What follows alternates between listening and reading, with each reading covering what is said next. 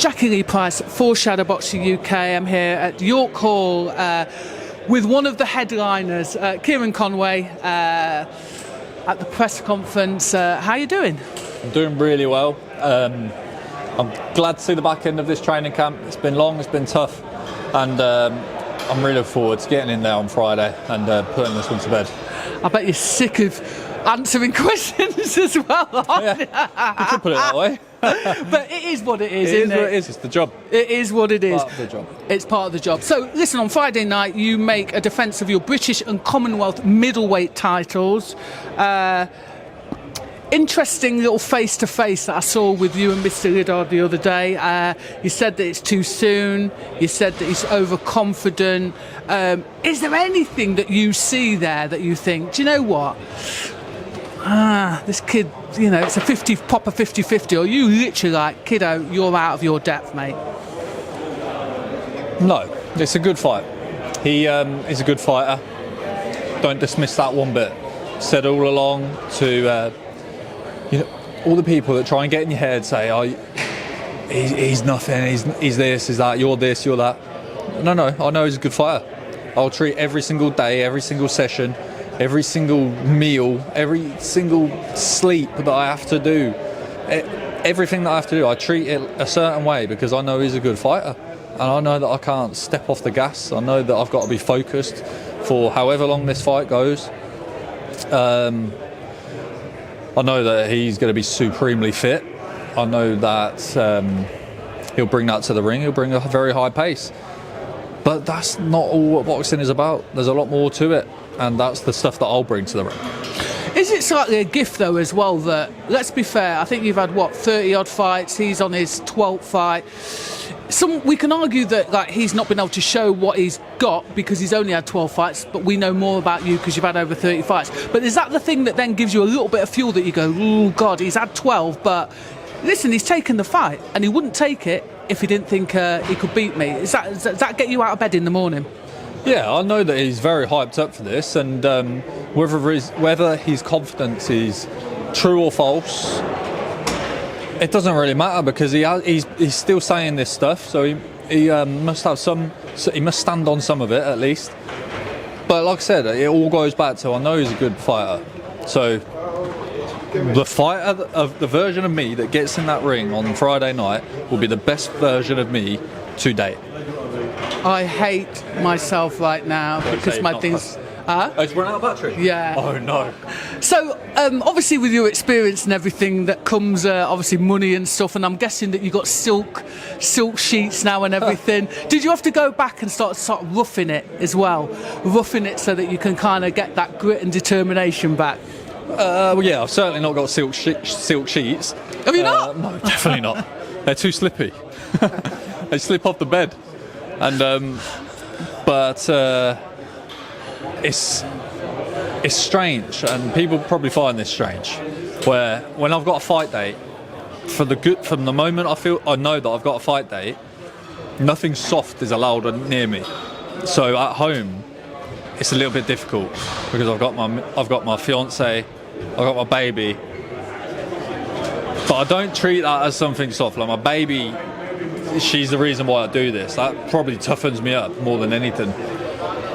But the music that's on around me has to be a certain way. The films, the TV, if it's not a certain way, it goes off. Everything. I don't go to anywhere. I don't go to see friends. I don't go to see anyone. I don't do events. Unless it's a boxing event, I make sure everything is relevant to making sure that I'm in the right headspace. I make sure that there's literally zero softness around me.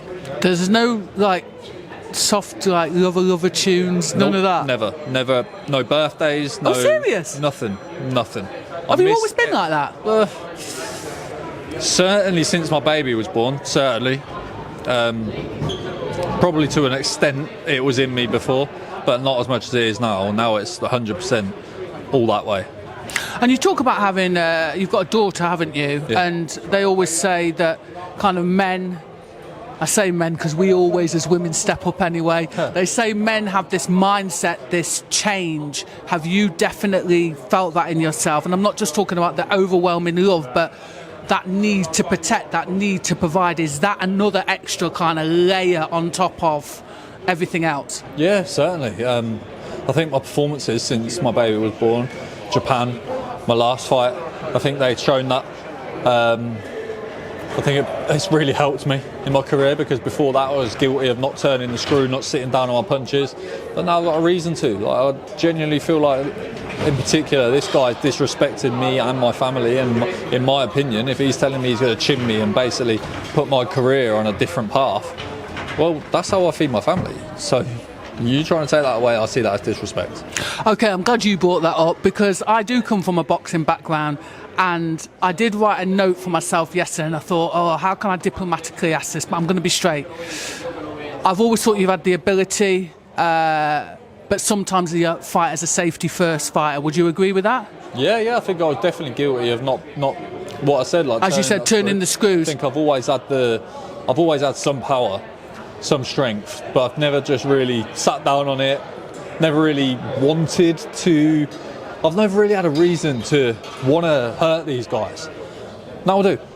And what's interesting is, you talked about your last fight. I saw a difference. I saw a very spiteful, that turning of the key, that getting into that third phase, changing the gear, and really putting it on someone. And when you were letting your hands go, you were a spiteful, horrible, respectfully, boxer in that ring. Yeah. It's almost like the second coming of Conway. Yeah. Am I correct in thinking that? Yeah, I don't think you're wrong. Like I said, I've always had the punch power. I've just never really went through the gears. I didn't specifically mean to step off, but I'd hit them and I'd never follow it up. But as you see, a lot of my fights in the performances before my recent ones, the pace would slow down a hell of a lot after I've hit them, and it's probably because there's a bit of sting in there. Just didn't follow it up, but no, certainly not the case. What I love as well, you can box on the front foot, you can box on the back foot. When you are put under pressure, and I did say this to George earlier on, there are similarities. When you're put under pressure, especially on the back foot, you rise to the occasion, you don't fold. I've seen him when he gets, put under pressure, he's like, really? Let's have it.